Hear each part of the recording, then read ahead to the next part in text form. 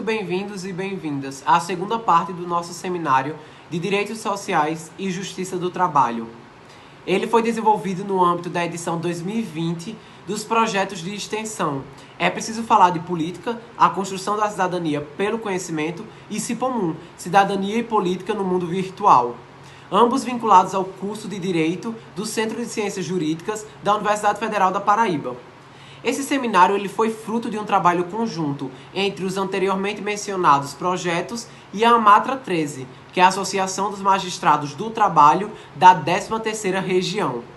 Nesse segundo momento, vocês vão entender um pouco, vocês vão caminhar, na verdade, pela contextualização histórica do direito do trabalho, numa perspectiva mais nacional.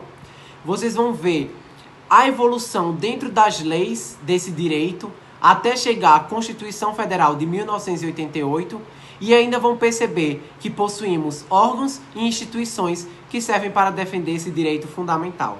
Com a palavra, as extensionistas Mariana Guerjoy, Júlia Nunes, Marília Costa e Maria Luísa Duarte Sá. Como ponto de partida, podemos nos perguntar qual seria a razão de existência do direito do trabalho. Bom, o direito do trabalho surge a partir da necessidade de regulamentar a relação entre empregado e empregador. Acontece que o direito do trabalho não somente protege o direito do empregado, como também resguarda os direitos do empregador da mesma forma. O tema do direito do trabalho remonta à antiguidade. Todavia, é somente com a Revolução Industrial que ele vai ganhar um maior destaque. As primeiras legislações trabalhistas, elas tinham o intuito justamente de proteger os trabalhadores da sanha voraz do capital. Para entender melhor como funciona e como surgiu o direito do trabalho no Brasil, é necessário retomar ao passado e perceber como ele se desenvolve ao longo da história. Durante o período da República Velha, acontece o fortalecimento da burguesia industrial e, consequentemente, a expansão da classe operária. As condições de trabalho naquela época eram péssimas e, gradualmente, começa a surgir um movimento de luta dos trabalhadores. Com o fim da República Velha e o início da Era Vargas, é nesse contexto que vai surgir a Constituição de 1934. A Constituição de 34 ela foi formada por uma Assembleia Constituinte que abrangia diversas categorias sociais e, portanto, ela foi considerada, à época, uma das constituições mais democráticas do Brasil até aquele momento da história. A educação, a saúde pública, a família e o trabalho aparecem como suas principais pautas. Através dessa significativa gama de direitos é que Vargas conquista o apoio popular. Dentre as inovações trazidas por esse texto, podemos citar a criação de uma legislação trabalhista e do Tribunal do Trabalho, a limitação do trabalho a 8 horas diárias, a proibição do trabalho a menores de 14 anos, a regulamentação de todas as profissões, do exercício de todas as profissões, a criação do salário mínimo, o repouso semanal remunerado, dentre diversos outros direitos importantíssimos. A Constituição de 34, portanto, representou o início de uma nova fase no país. Todavia, ela durou pouquíssimo tempo, aproximadamente 3 anos, e logo foi substituída pela Constituição de 1937, com a introdução do Estado Novo por Vargas. Vargas buscava legitimar a imagem de pai dos pobres, e, portanto, ele cria a CLT em meio a esse contexto. Assim, a CLT surge com o intuito de coibir as relações abusivas de trabalho, tão comuns naquela época. Ela representa, portanto, um marco histórico, visto que ela buscava garantir uma dignidade mínima aos trabalhadores. Além disso, ela determina direitos e deveres, define conceitos importantes para a interpretação das leis e institui o salário mínimo calculado por uma fórmula que deve considerar as despesas diárias de uma pessoa adulta mensalmente, a obrigatoriedade da carteira de trabalho e previdência social, o direito à greve, as horas extras, as férias remuneradas, o 13º salário, o Fundo de Garantia por Tempo de Serviço, famoso FGTS, e a aposentadoria, dentre outros. Por fim, chegamos à Constituição de 1988, que trouxe diversos direitos e avanços significativos aos direitos dos trabalhadores.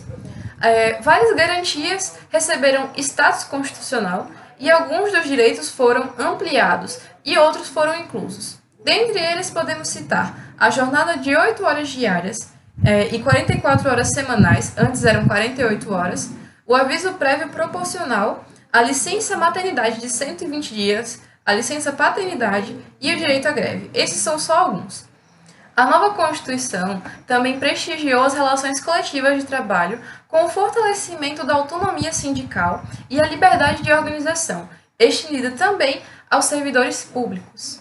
Bom, como Mari bem explicou, a CLT ela buscava, de uma maneira geral, garantir condições de trabalho minimamente dignas aos trabalhadores do Brasil. E como é que ela fez isso? Unificando as leis trabalhistas que já existiam no país e acrescentando novas normas legais. Agora, uma pergunta importante a se fazer com relação à CLT ela é válida para todos? E a resposta é não. A CLT ela só é válida para aquelas pessoas que conseguirem comprovar os requisitos de uma relação empregatícia. E o que é isso? A relação empregatícia ou relação de emprego, ela vai se configurar quando alguém, uma pessoa física, preste serviços a outra pessoa de maneira habitual, subordinada e perante remuneração. Aí, uma vez que for verificado que você é de fato um seletista, ou seja, uma pessoa a quem as regras da CLT são aplicáveis, você vai passar a ser resguardado por uma série de direitos. Dentre esses direitos, a gente pode citar a carteira de trabalho, que talvez seja o direito mais importante, isso porque a carteira de trabalho e previdência social, ela é aquele documento que vai registrar todas as atividades do cidadão como um trabalhador e vai garantir que ele esteja trabalhando dentro da lei e tenha os seus direitos devidamente assegurados. Está também disposto lá na CLT o salário mínimo, que, como o próprio nome aponta, é aquela forma de remuneração mínima que todo trabalhador deve receber pelos serviços que ele ou ela prestou. Também está previsto adicional de insalubridade e adicional de periculosidade. O primeiro, o de insalubridade, ele é aquele adicional acrescido ao salário do trabalhador que exerce atividades cujas condições de trabalho são prejudiciais à sua saúde, ou seja, atividades que contenham, por exemplo, exposição ao calor ou frio intenso, exposição a ruídos contínuos, intermitentes ou então ruídos de contato, exposição a agentes químicos, agentes biológicos, poeiras minerais, radiação, etc. Já o adicional de periculosidade, ele vai ser adicionado ao salário daquele trabalhador que exerce atividades altamente perigosas, pondo a sua própria vida em risco, como é o caso de quem trabalha em contato com explosivos, com agentes inflamáveis, em agências de segurança e vários outros. Aí, um exemplo de profissional que recebe o adicional de periculosidade é o bombeiro civil, que, como a gente sabe, a natureza do trabalho dele, demanda que ele esteja inserido em situações bastante perigosas. Na CLT também vai estar previsto lá uma série de vários outros direitos, como o 13º salário, as formas de demissão, que incluem, por exemplo, demissão por justa causa, demissão sem justa causa, o pedido de demissão pelo empregado, também hora extra, descanso semanal remunerado, férias e vários outros. E fora esses direitos dispostos lá na CLT, as leis trabalhistas ela também compõem esse rol dos direitos que devem ser assegurados aos trabalhadores, que incluem, por exemplo, seguro-desemprego, licença maternidade, licença paternidade e vários outros. E aí, agora para eu terminar minha fala, eu só gostaria de acrescentar que, por mais que esses direitos previstos lá na CLT, eles devam ser aplicados a todos os trabalhadores de uma maneira geral, a consolidação das leis do trabalho, ela também regula algumas profissões de maneira mais específica, como é o caso, por exemplo, de professores, bancários, músicos profissionais, químicos, jornalistas profissionais e vários outros. Eu vou continuar a explicação dos direitos trabalhistas, que também estão na Constituição Federal, a maioria no seu artigo 7º. O primeiro direito é a jornada de trabalho, certo? A jornada de trabalho, segundo a Constituição, o ideal é de 8 horas diárias e 44 horas semanais, em trabalho ininterrupto de 6 horas diárias, e tudo isso com exceção de ocorrer algum acordo coletivo que pode mudar essa jornada, tá bom? O segundo direito é o Fundo de Garantia por Tempo de Serviço, que eu vou explicar. Esse Fundo de Garantia serve para proteger os trabalhadores demitidos sem justa causa, então é depositado 8% do valor bruto do seu salário. Mas tem outras situações específicas que podem ser realizado o saque, mas a maioria é demissão sem justa causa. O terceiro direito é a questão da remuneração do trabalhador noturno. Esses trabalhadores têm o direito de receber mais que o trabalhador diurno, de no mínimo 20% a mais. E na questão das horas extras, serviço extraordinário também, o trabalhador pode receber mais, tem o direito de receber mais, de no mínimo 50%, tá bom? O quinto direito é o seguro em acidente de trabalho, certo?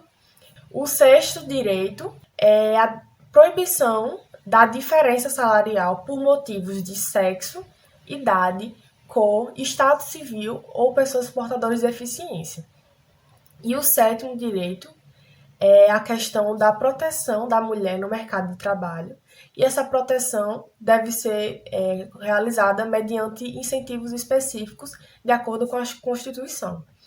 E vocês podem perceber que todos os direitos trabalhistas têm muita relação com os princípios fundamentais da Constituição.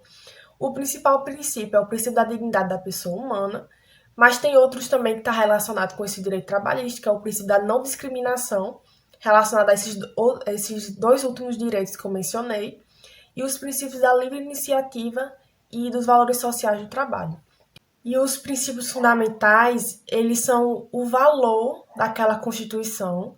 Esses valores vão dar sentido para a criação das leis e para a interpretação delas também. E, por fim, eu vou explicar alguns direitos dos empregadores. O primeiro é que o empregador pode exigir o cumprimento do trabalho. O segundo é que o empregador pode exigir o cumprimento da carga horária estabelecida. Então, o trabalhador tem o horário de chegar e o horário de saída, então tem que ser cumprida essa carga horária. E o último direito é que o empregador pode exigir o sigilo de informações confidenciais daquela empresa, justamente por motivos de concorrência, e se a concorrência souber de alguma informação confidencial, pode colocar em prejuízo aquela empresa. Enfim, quem protege esses direitos? Aonde eu poderia fazer denúncias se eu vivenciar algum tipo de situação que vai de encontro com os nossos direitos trabalhistas? Quais órgãos fiscalizam desses direitos? Esses questionamentos eles são cruciais para assim concretizar esses direitos trabalhistas, nossas garantias, nossos deveres, tanto para o empregado, tanto para o empregador. Assim, o que eu posso fazer se a empresa que eu trabalho ela tiver posicionamentos ou ações que vão de encontro com esses direitos trabalhistas? Primeiramente, se possível, deve-se direcionar ao setor do RH, recursos humanos da empresa, ou qualquer tipo de setor responsável por essa área e registrar uma denúncia formal. Porém, se isso não for possível, você pode contatar o seu sindicato de sua classe, que é o que representa a sua categoria na defesa dos seus direitos, e pode fazer uma denúncia via telefone ou via presencial, e os atendentes eles vão lhe direcionar sobre uma possível fiscalização desses acontecimentos. Outra opção seria a denúncia por meio da Secretaria do Trabalho, nosso antigo Ministério do Trabalho, que foi dissolvido e agora integra o Ministério da Economia. O órgão, em 2020, ele criou um canal para o registro de denúncias trabalhistas. Você pode fazer reclamações, denúncias ou registrar qualquer tipo de irregularidade. Para isso, você precisa registrar o seu CPF e uma senha na área de acesso do portal gov.br. Atualmente, não é possível fazer uma denúncia anônima, porém, os dados do denunciante são sigilosos e não serão revelados no curso de uma possível fiscalização. No caso de denúncias envolvendo um trabalho semelhante à escravidão, não são necessários dados de identificação do denunciante. Outra opção seria a denúncia nas superintendências regionais de trabalho. Elas têm como função executar, monitorar e supervisionar as ações relacionadas à Secretaria do Trabalho em suas leis. Essas denúncias, em geral, podem ser feitas de algumas formas. Em plantões fiscais, feitos por auditores fiscais do trabalho, em que você pode tirar dúvidas e registrar sua denúncia. Ou você pode fazer de forma escrita, sem formalidade, por meio de formulários disponibilizados pela própria superintendência, ou sem esses formulários, ainda que de forma escrita, porém identificando realmente a empresa, você colocando as informações necessárias para uma possível fiscalização desse auditor fiscal. Vale ressaltar que ligando para o número 100, você pode registrar sua denúncia envolvendo trabalho semelhante à escravidão. Informações necessárias para esses tipos de denúncias são razão social, nome da empresa, nome fantasia da empresa, que é o nome pelo qual a empresa é conhecida no meio social, endereço, preferencialmente com algum ponto de referência, e os fatos e irregularidades ocorridos. Para uma maior efetividade dessa denúncia, é importante citar o CNPJ, SEI ou CPF do empregador, a atividade econômica do estabelecimento, a quantidade de empregados, o endereço completo, se possível com referência, e o nome dos empregados prejudicados. Para maiores informações, você pode contatar o órgão local de inspeção do trabalho ou o telefone 158. Também é possível fazer a denúncia no Ministério Público do Trabalho. Porém, o Ministério Público do Trabalho, ele trata de questões coletivas envolvendo o trabalho, como promover uma maior igualdade nas oportunidades de trabalho, combater o assédio moral nessas relações de trabalho, combater o trabalho infantil, o trabalho de condições semelhantes à escravidão, combater qualquer tipo de abuso ao adolescente trabalhador, etc. Também existe o SEREST, os Centros de Referência em Saúde do Trabalhador, que envolve o nosso Sistema Único de Saúde, o SUS, com as ações relacionadas à saúde do trabalhador. Eles envolvem questões sobre vigilância e prevenção quanto aos possíveis acidentes, possíveis irregularidades envolvendo a saúde do trabalhador, empregado ou empregador. Existem os SERESTs regionais e os SERESTs estaduais. Em último caso, você pode entrar na Justiça Trabalhista, nossa Justiça do Trabalho. Porém, esse tópico ele vai ser abordado pelos vídeos dos próximos colegas. Para acionar a Justiça, você pode entrar em contato com a Vara do Trabalho, contratar um advogado ou contatar, como eu disse anteriormente, o seu sindicato. Muito obrigado por ter assistido à segunda parte do nosso primeiro seminário de Direitos Sociais e Justiça do Trabalho. Ficou bastante claro que possuímos inúmeros direitos do trabalho e que precisam sim ser defendidos por causa do seu vínculo direto com os direitos sociais. Também entendemos que na legislação brasileira esse rol de direitos está todo previsto e que a Constituição Federal de 1988 tem um papel fundamental para resguardá-los. Entendemos também que possuímos inúmeros órgãos e instituições para fazer com que se valham esses direitos.